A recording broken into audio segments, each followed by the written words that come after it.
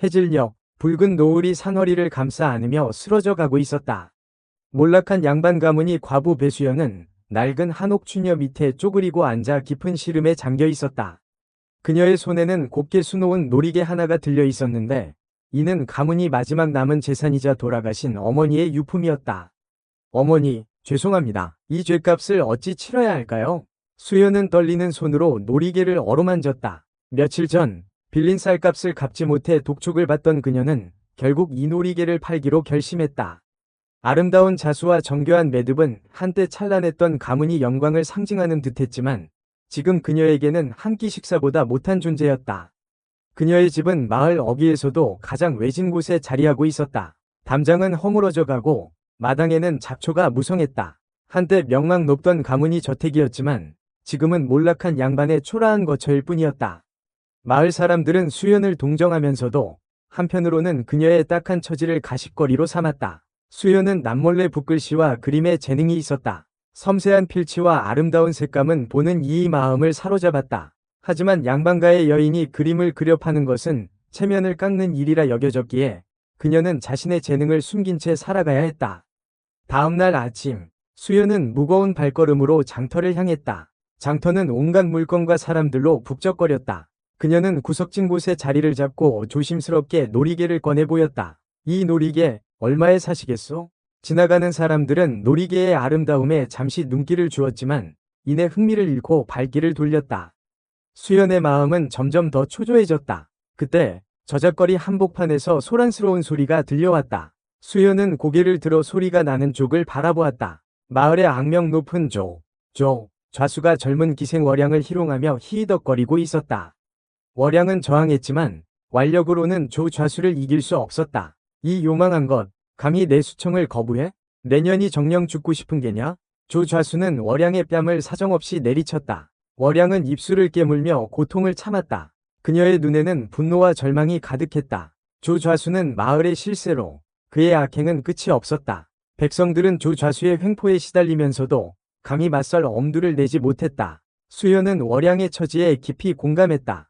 그녀 역시 몰락한 양반 가문이 여인으로서 세상의 냉대와 멸시를 뼈저리게 느껴왔다. 월양의 고통은 마치 자신의 고통처럼 느껴졌다. 좌수나리, 잠시만 멈춰주십시오. 수연은 자신도 모르게 소리쳤다. 좌수와 주변 사람들의 시선이 일제히 그녀에게 쏠렸다. 좌수는 불쾌한 표정으로 수연을 쏘아보았다. 내 인연, 뭐 하는 것이냐? 감히 내 일에 참견하는 게냐? 수연은 두려움에 몸이 떨렸지만 월양을 외면할 수 없었다. 그녀는 품속에서 놀이개를 꺼내 좌수에게 내밀었다. 이 놀이개를 드릴 테니 저 기생을 놓아주십시오. 좌수는 놀이개를 훑어보더니 비웃음을 터뜨렸다. 이깟 놀이개 하나로 내 노여움을 풀 수 있을 성시프냐? 어림도 없다. 하지만 수연은 물러서지 않았다. 이 놀이개는 제게 소중한 물건입니다. 부디 자비를 베풀어 주십시오. 수연의 간절한 눈빛에 좌수는 잠시 망설였다. 그는 놀이개를 다시 한번 살펴보더니 탐욕스러운 미소를 지었다. 좋다. 내 정성이 갸륵하니 특별히 봐주마. 하지만 이 놀이개만으로는 부족하다. 내 오늘 밤 내 처소로 갈 터이니 그리 알 거라. 좌수는 놀이개를 낚아채고는 월양을 풀어주었다. 월양은 멍한 표정으로 수연을 바라보았다. 그녀의 눈에는 의아함과 경계심이 뒤섞여 있었다. 수연은 온몸에 힘이 빠져나가는 것을 느꼈다. 좌수의 제안은 끔찍했지만 달리 방법이 없었다. 그녀는 자신의 어리석음을 탓하며 발길을 돌렸다. 월양은 수연의 뒤를 따라갔다. 어째서 저를 구해주신 겁니까? 수연은 씁쓸하게 웃었다. 나도 당신처럼 딱한 처지니까요. 두 여인은 말없이 걸었다. 낯선 침묵이 그들 사이를 감쌌다. 수연의 집은 마을 외곽의 숲 근처에 있었다. 허름한 초가집이었지만 그녀에게는 유일한 안식처였다. 들어오세요. 수연은 월양을 집 안으로 안내했다. 방 안은 텅 비어 있었고 낡은 가구 몇 점만이 덩그러니 놓여 있었다. 이런 누추한 곳에 죄송합니다. 수연은 어색하게 말했다. 월양은 방 안을 둘러보더니 차분한 목소리로 말했다. 괜찮습니다. 저는 이런 곳에 익숙합니다. 두 여인은 마주 앉았다. 수연은 월양에게 따뜻한 물을 건넸다. 저는 배수연이라고 합니다. 몰락한 양반 가문이 과부입니다. 저는 월양입니다. 기생입니다. 월양은 짧게 자신을 소개했다. 그녀의 목소리에는 슬픔과 체념이 묻어 있었다. 좌수나리는 정말로 오실까요? 월양이 조심스럽게 물었다. 수연은 고개를 끄덕였다. 아마도 그러시겠죠. 두 여인은 깊은 한숨을 내쉬었다. 밤이 깊어갈수록 불안감은 점점 더 커져갔다.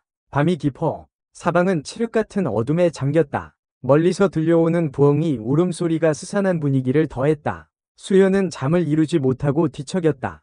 곁에 누운 월양 역시 마찬가지인 듯했다. 잠이 오지 않으십니까? 수연이 조용히 물었다. 월양은 한참 만에 대답했다. 두렵습니다. 좌수나리가 무슨 짓을 할지? 수연은 월양의 떨리는 목소리에 가슴이 아팠다. 자신 때문에 낯선 위험에 처하게 된 월양에게 미안한 마음이 들었다. 그때 밖에서 인기척이 들렸다. 수연과 월양은 숨을 죽이고 문 쪽을 바라보았다. 문고리가 덜컹거리는 소리가 들리더니 이내 거친 목소리가 울려 퍼졌다. 배수연, 문 열어라. 내가 왔다. 조 좌수였다. 수연은 온몸이 얼어붙는 것 같았다. 월양은 재빨리 자리에서 일어나 수연의 손을 잡았다. 숨어야 합니다. 월양은 수연을 이끌고 방 구석으로 향했다. 그곳에는 낡은 장롱이 하나 놓여 있었다. 월양은 장롱 문을 열고 수연을 안으로 밀어넣었다. 이 안에 숨어 계십시오. 절대 나오시면 안 됩니다. 월양은 장롱 문을 닫고 헝겊으로 문틈을 막았다. 그리고는 재빨리 방 한가운데에 놓인 촛불을 껐다. 월양, 너는 어쩌려고? 장롱 안에서 수연이 속삭였다. 월양은 대답하지 않았다. 대신 그녀는 조용히 방문 쪽으로 다가갔다. 배수연, 어서 나오지 못해. 조 좌수는 문을 발로 차며 고함을 질렀다. 문이 덜컹거리며 금방이라도 부서질 듯했다. 월양은 숨을 깊이 들이쉬고 문을 열었다. 좌수 나리, 어인일이십니까? 월양은 태연한 척하며 물었다. 조 좌수는 술에 취한 듯 붉어진 얼굴로 월양을 쏘아보았다. 배수연은 어디 있느냐? 배수연님이요? 여기 안 계십니다. 거짓말 마라. 내가 분명히 봤다. 두 년이 함께 있는 것을. 조 좌수는 월양을 밀치고 방 안으로 들어왔다. 그는 횃불을 휘두르며 방 안을 샅샅이 뒤졌다. 2년, 어디 숨었느냐? 어서 나오지 못해. 조 좌수는 눈을 부라리며 고함을 질렀다. 그의 눈은 짐승처럼 번들거렸다. 월양은 조 좌수의 시선을 피하며 장롱 쪽으로 슬쩍 몸을 움직였다. 좌수 나리, 정말로 여기 안 계십니다. 아마 다른 곳으로 가신 모양입니다. 월양은 최대한 침착하게 말했다. 하지만 조 좌수는 그녀의 말을 믿지 않았다. 그는 횃불을 들고 장롱 쪽으로 다가갔다. 이 장롱 안에는 뭐가 있느냐?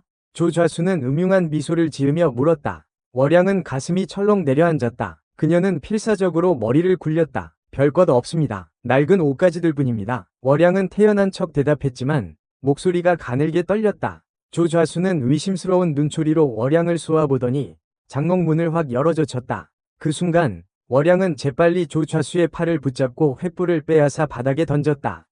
방 안은 순식간에 어둠에 휩싸였다. 이 요망한 것, 감히. 조 좌수는 당황하여 소리쳤다. 월양은 어둠 속에서 조 좌수를 밀치고 재빨리 방문 밖으로 뛰쳐나갔다. 수연님, 도망치세요. 월양은 장롱 안에 숨어있는 수연을 향해 외쳤다. 수연은 장롱 문을 열고 밖으로 나왔다. 그녀는 월양의 손을 잡고 어둠 속을 달렸다. 두 여인은 숨 막힐 듯한 어둠 속에서 정신없이 달렸다. 뒤에서는 조 좌수의 고함 소리와 발소리가 쉴 새 없이 들려왔다. 이쪽입니다. 월양은 수연을 이끌고 좁은 오솔길로 들어섰다. 오솔길은 숲속으로 이어져 있었다. 두 여인은 숲속으로 깊숙이 들어갔다. 얼마나 달렸을까? 숨이 턱까지 차오르고 다리가 후들거렸다. 뒤쫓아오는 소리가 더 이상 들리지 않았다. 월양은 그제야 걸음을 멈추고 숨을 골랐다. 이제 괜찮을 겁니다. 월양은 숨을 헐떡이며 말했다. 수연은 월양의 얼굴을 바라보았다. 달빛 아래 비친 월양의 얼굴은 땀과 눈물로 범벅이 되어 있었다. 월양, 당신 덕분에 살았어요. 정말 고마워요. 수연은 진심으로 말했다. 월양은 희미하게 웃었다. 저야말로 수연님 덕분에 살았습니다. 두 여인은 서로를 바라보며 말없이 눈물을 흘렸다. 그 순간 두 사람 사이에는 깊은 유대감이 형성되었다. 그때 숲속에서 발소리가 들려왔다. 수연과 월양은 깜짝 놀라 주위를 둘러보았다. 발소리는 점점 더 가까워졌다. 누구시오? 수연이 떨리는 목소리로 물었다. 어둠 속에서 한 남자의 모습이 나타났다. 그는 젊은 선비 차림을 하고 있었다. 저는 김정호라고 합니다. 이 근처 서원에서 글 공부를 하고 있습니다. 정호는 공손하게 말했다. 그는 수연과 월양을 번갈아 보며 물었다. 두 분은 무슨 일로 이 밤중에 숲속에 계신 겁니까? 수연은 정호에게 자초지종을 설명했다. 정호는 이야기를 듣고 놀란 표정을 지었다. 조 좌수의 악행은 익히 들어 알고 있습니다. 하지만 이렇게까지 끔찍한 일을 저지를 줄은 몰랐습니다. 정호는 분노와 안타까움이 뒤섞인 목소리로 말했다. 그는 수연에게 자신의 서원으로 함께 갈 것을 제안했다. 제 서원은 안전합니다. 조좌수도 함부로 들어오지 못할 것입니다. 수영과 월양은 정호의 제안을 받아들였다. 세 사람은 함께 숲을 빠져나와 서원으로 향했다. 정호의 서원은 숲속에 자리 잡은 아담한 건물이었다. 서원 안에는 몇몇 학생들이 밤늦도록 글공부에 매진하고 있었다. 정호는 수영과 월양을 빈방으로 안내하고 따뜻한 차와 음식을 내왔다. 두 분, 편히 쉬십시오. 내일 아침에 다시 이야기 나누시지요. 정호는 공손하게 말하고 방을 나섰다. 수영과 월양은 그제야 긴장을 풀고 한숨을 돌렸다. 다음날 아침, 수연은 정호에게 자신의 재능에 대해 이야기했다. 그녀는 붓글씨와 그림에 뛰어난 소질이 있었지만 양반가의 여인이라는 신분 때문에 자신의 재능을 펼칠 수 없었다고 털어놓았다. 정호는 수연의 이야기를 주의 깊게 듣고 그녀의 재능을 알아봤다. 그는 수연에게 서원에서 아이들을 가르치는 일을 제안했다. 수연님의 재능을 썩히는 것은 안타까운 일입니다. 제 서원에서 아이들에게 글과 그림을 가르쳐 주시겠습니까? 수연은 정호의 제안에 깜짝 놀랐다. 그녀는 망설였지만 월양의 격려에 용기를 얻었다. 저를 믿고 맡겨주신다면 최선을 다해보겠습니다. 수연은 조심스럽게 대답했다. 정호는 미소를 지으며 고개를 끄덕였다. 한편 월양은 조좌수에게 복수할 계획을 세웠다. 그녀는 정호에게 조좌수의 악행을 낱낱이 고발하고 그의 죄를 밝힐 증거를 찾기 시작했다. 정호는 월양의 용기에 감탄하며 그녀를 적극적으로 도왔다. 그는 서원의 학생들과 함께 조좌수의 비리를 조사하고 증거를 수집했다. 얼마 후 정호와 월양은 조좌수의 악행을 증명할 충분한 증거를 확보했다.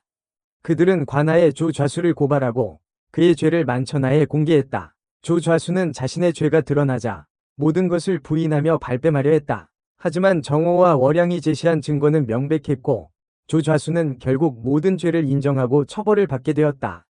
수연은 서원에서 아이들을 가르치며 새로운 삶을 시작했다. 그녀의 재능은 빛을 발했고 그녀의 가르침은 아이들에게 큰 감동을 주었다. 수연은 더 이상 몰락한 양반가의 과부가 아니라 존경받는 스승이자 예술가로 거듭났다. 월양은 조좌수에게서 벗어나 자유의 몸이 되었다. 그녀는 수연과 함께 서원에 머물며 새로운 삶을 꿈꾸었다. 두 여인은 서로에게 힘이 되어주며 험난한 세상을 헤쳐나갔다. 어느 날 수연은 정호에게 자신의 마음을 고백했다. 정호 역시 수연에게 호감을 가지고 있었고 두 사람은 서로의 마음을 확인하고 미래를 약속했다. 수연과 월양, 그리고 정호. 세 사람은 험난한 운명 속에서도 서로를 위지하며 새로운 희망을 찾아 나섰다. 그들의 이야기는 오랫동안 사람들 사이에서 회자되며 용기와 희망의 상징으로 남았다.